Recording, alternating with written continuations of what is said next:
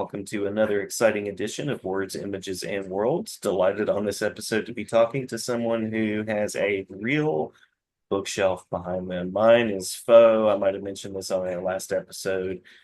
This is the second time talking with Eric Williamson. And are those action figures in the same spots or have they moved? There has been some reshuffling of the action figures on the shelf. Constantine is still here from last time, though, Very nice. to to to provide some magical support. We love the Constantine, absolutely. One of those characters that, for me, comics were, of course, superheroes growing up, but then I discovered Vertigo and Constantine and Sandman and some of those kind of things. So very quickly learned and figured out that comics were more than that. And your comics explore different parts of the visual and verbal, some, shall we say, terrifying, horrific, monstrous areas. Some of that, sometimes some nice linking of horror and science fiction. So definitely some fun times to be had talking about the macabre in storytelling.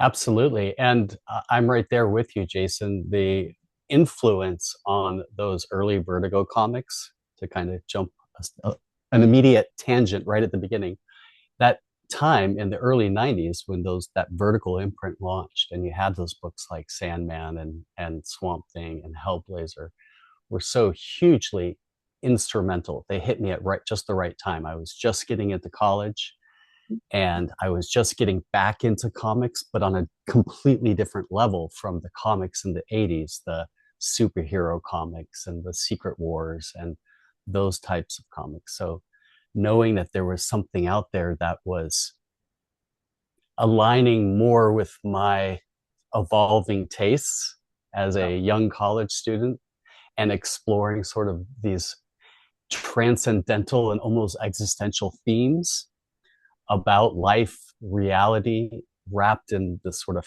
fantasy and the horrific and the bizarre and the unusual, just spoke to the writer I was ultimately going to become. And so those books like the Hellblazers and the Sandmans and all those Vertigo imprints just hold a really fond place in my heart. And I often find myself returning to those material time and time again and rereading them, just because they not only evoke a reminder of the passion that I had at that age, as well as continue to stir that the connectivity I have with the macabre and with the unusual, bizarre, and different. Well, I love the title of the book that we're talking about on this episode. We talked a little bit about it before, but I know that it's now being birthed into the world. The campaign and the funding is out there. And so we're talking about When We Were The Voyage. And that title alone, you can take that a lot of different ways, but mentioning existentialism, like this idea that we are the travels, we are making sense of reality and extending beyond ourselves. I think it's right there in the title, the philosophical nature of what you're doing. That's right. The title is called When We Were The Voyage. And it is a layered title. We got into it a little bit last time, but just to kind of refresh this conversation now that the book is, as you said, at its birthing stage. This project is unlike anything I've created before. It's a 200 plus page graphic novel that takes sci-fi horror to the absolute limits. It's not just a story in the sense that in the format of an illustrated novel with just words on a page and pretty pictures, and you read it from point A to point B, but it really is an immersive experience. Mm-hmm. And so the title alludes to that involvement. And part of the passion behind putting this project together was I wanted to create something completely unique and different than anything that exists out here, for sure, and anything that I had read before, where typically, as you read any of these books or the books on your glorious illusionary bookshelf, are are that you are a sort of passive participant in the experience as the reader. When We Were the Voyage really taps into a proactive, engaged reader interaction with the narrative. The narrative is explicitly directed at you as the reader, and not in some cheesy Deadpool, She-Hulk, fourth wall breaking sort of way, but in a way that really sort of grabs you by the throat, holds you with your feet dangling, and shakes you to your core. That is the intent. It combines this immersive experience with some foundational elements of cosmic terror, existential dread, a dash of brutal body horror in ways that include the reader directly in the experience.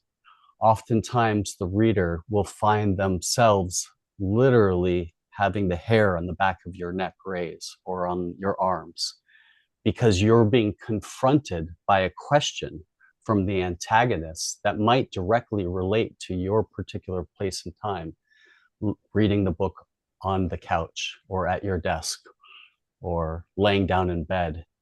And it's questioning your own sense of inevitability. Am I reading this book, or is this book reading me? And I think that's both innovative and challenging to create without being sort of dross and redactive, but to be constantly fresh and innovative at every beat through 200 pages of a cataclysmic experience. So it's been a challenge, but it is one I think readers will find the maximum payoff from a value proposition, from a dollar to page and value of content. It absolutely is beyond anything that I probably have personally bought. I think that readers are going to appreciate getting something that has so much depth, layers, and cognitive challenge that they will find their buttons pressed. They will be challenging maybe their psychological stances on issues or certain sensitive themes, because let's lay it out there, this content is mature, not in a sexy sort of way, but in a way that is elevated and directed to an adult reader who has had real life experiences and deals with themes that are intrinsically part of the human narrative. Things like war and death, reality, religion, God, existential themes of one's place in the cosmos, the insignificance and fragility of humanity, both in that dark forest sort of way, but also our impact in the grander scheme of the cosmos, our impact on our surroundings, the sort of man versus man, man versus nature, man versus hero's journey themes. It tackles a lot of those elements in ways that will unsettle and push you beyond the boundaries of the familiar and of what you think may be safe. And when it gets here, it just pushes further. And I love that about this project, is to be able to challenge myself, not only as a writer and a creator, but then to bring you into this insanity up here. And at the same time, do so in a way that's visually compelling, is a kick-ass story. It's fun. There's action. There's horror. There's really suspenseful, thrilling beats. There are cliffhangers. You know, there are all of the story, the creative writing story tactics to keep you engaged and wanting more, and not just challenging you philosophically, but to do so in a way that is a fun experience, albeit terrifying and difficult at times to process. But that's your fair warning, readers, in advance. Know going into this that you will be given a task by our delightful antagonists, the harvester and the feaster. They will not make this an easy ride for you. They will be cutting your throat every step of the way. And that is the chef's kiss of When We Were the Voyage. And this voyage, and why I specifically landed on When We Were the Voyage, is about the process of journey and not necessarily the destination. It is the process of you being a part of the story and the collective sort of royal we being a part of this voyage. And the were, in a past tense perspective, is a sort of subtle nod to the inevitability of our outcome. And what you're saying is making me think about the ways that stories are.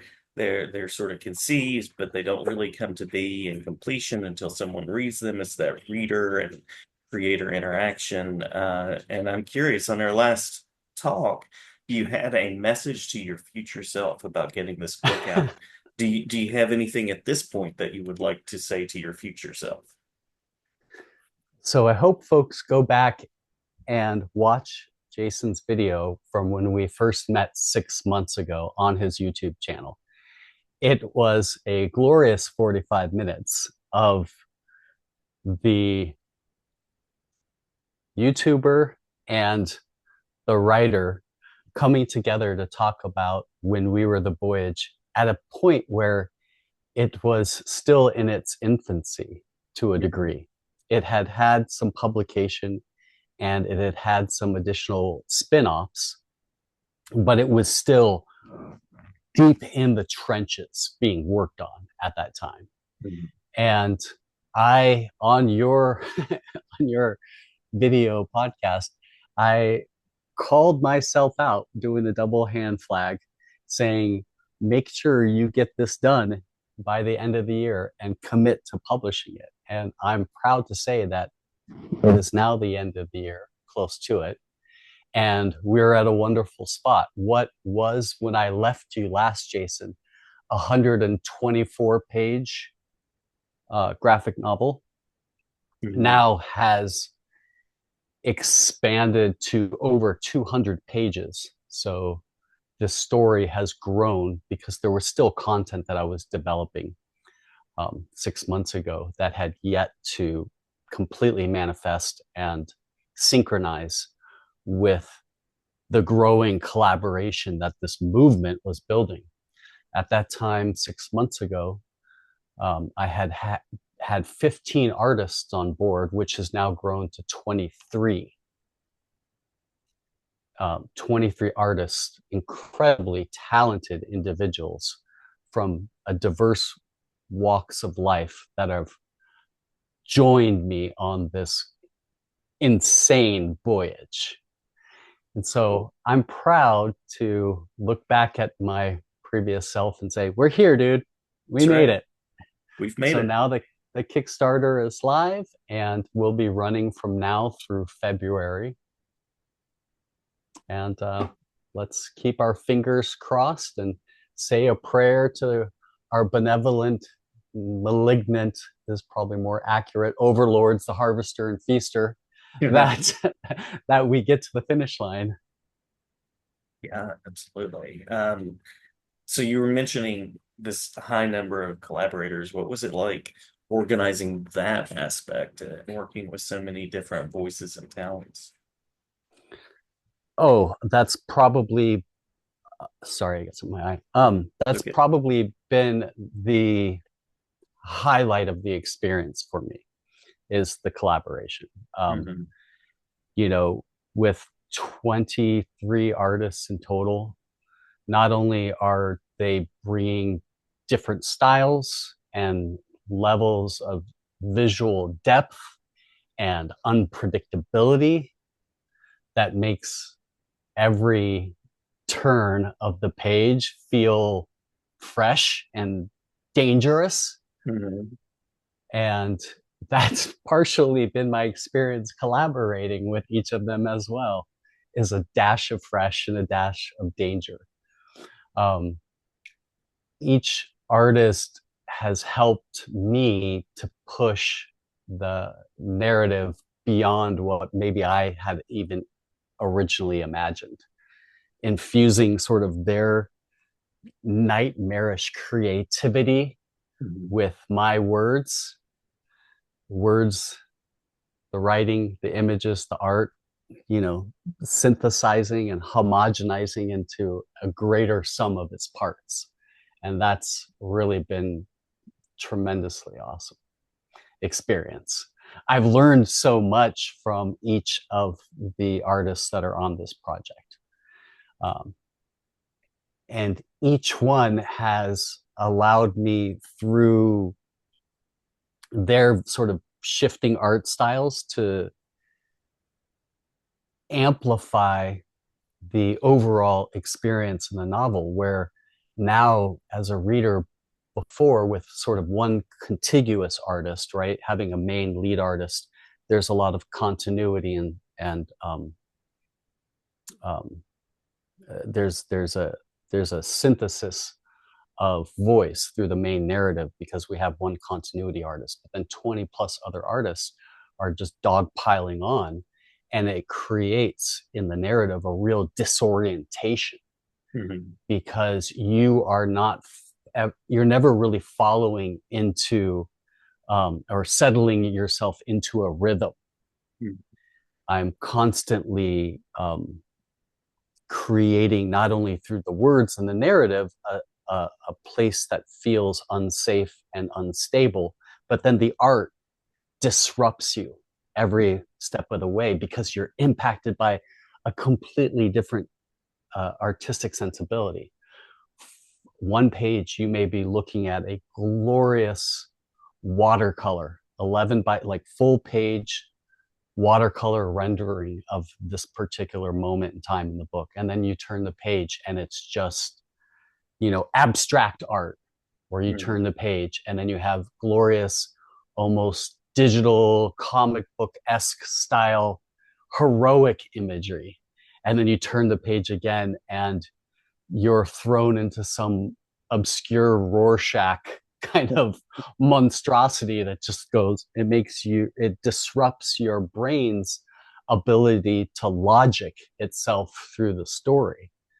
And that breaks those traditional norms. All of these artists are independent, creative spirits, Hmm. and I've provided them a blueprint of terror that they could lend their particular sensibility towards and Hmm. meticulously explore and have complete and utter creative freedom to take the guidance and the signposts that I've given for their selected contribution, but then sky's the limits. I put I put no boundaries on any of their creative energy, fuel, or spirit. I wanted them to be able to do what they do best, and then also give them in this deluxe hardcover oversized format the real estate to really show off their talent. And that is glorious. Well, and I think that's the power of a good collaborator is giving people space to bring their unique vision to something that you're putting together. If I am a listener out there and I want to find out more about the book, if I want to support, where would I go to do that? So you can just go directly to whenwewerethevoyage.com. Mhm. That domain address will redirect them to the Kickstarter page. I found promoting that long Kickstarter URL was unseemly and unsightful. So just go to whenwewerethevoyage.com. It'll direct you to the Kickstarter where you can back it. And there is when you land on the Kickstarter page, there is an introductory video that you can watch. You'll see me sort of explaining sort of TLDR style. This is the summary of what the book's about. It's 200 pages, 20 plus artists, 2 years, et cetera, et cetera. And then we've crafted kind of a exciting, upbeat tempo thriller trailer to kind of give you a sense of the frenetic energy that comes with this experience.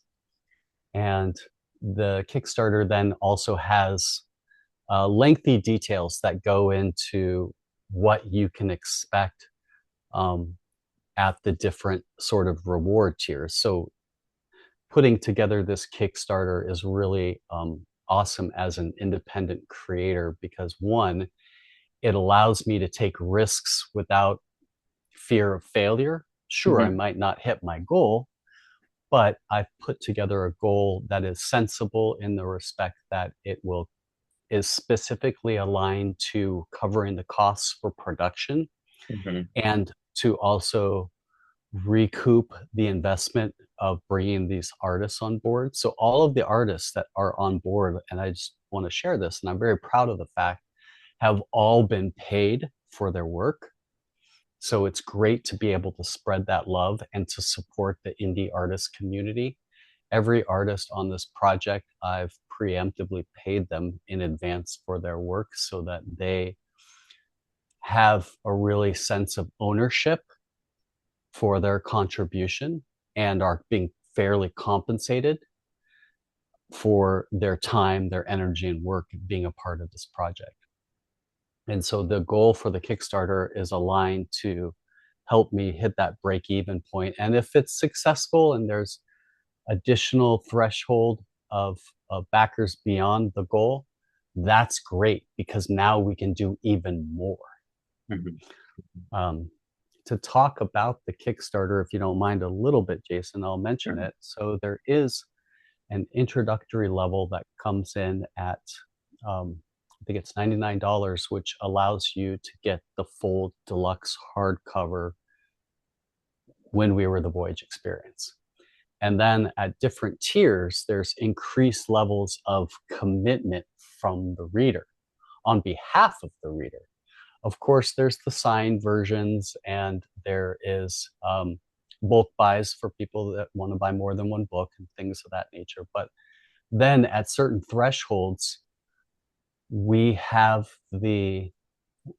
opening the floodgates and the doors to allow the community to be further invested in the actual narrative by getting their likeness or name written into the actual narrative itself.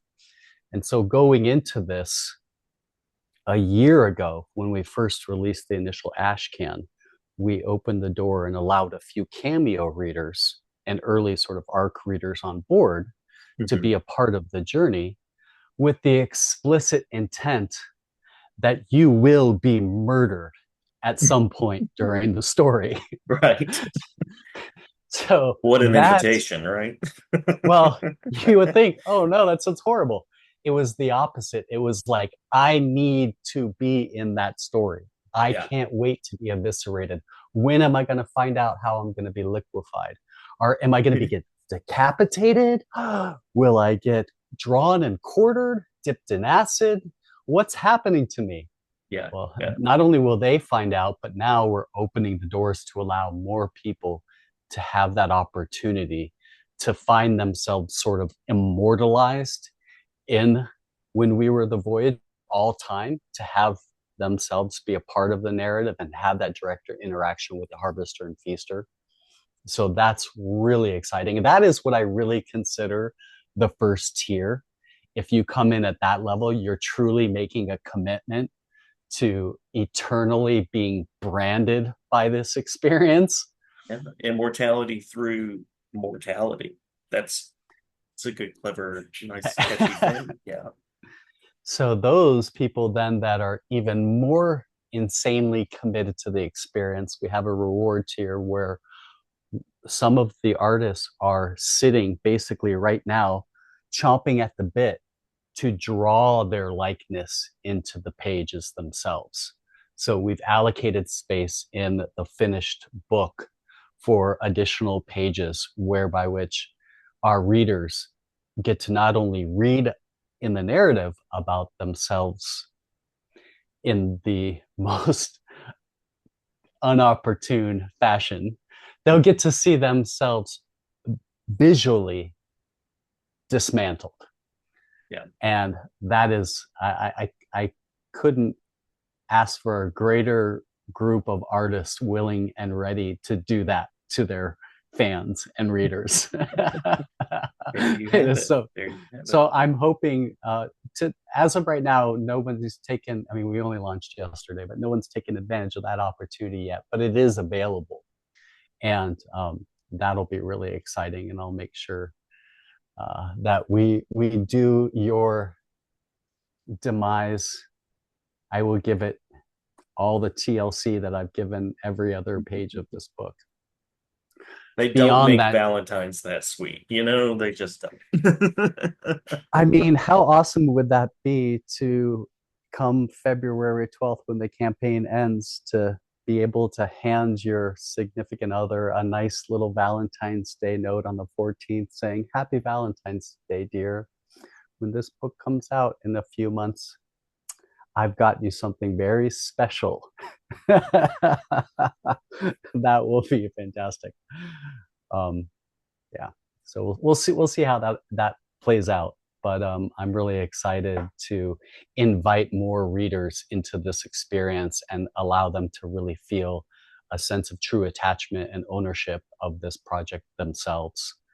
And there's a few additional tiers that go above and beyond that for the truly, truly clinically, criminally insane readers who want to take it to high collectible status level. We have the pentultimate tier is, we will also take your city or your country and expand the bombastic nature of your involvement to the ultimate tier is a one-of-a-kind exclusive handmade leather-bound Necronomicon style version of the story that I'll hand deliver to that particular backer, and also will collaborate directly with that backer to create their own void weave monstrosity on the level of the harvester and feaster, almost a third entity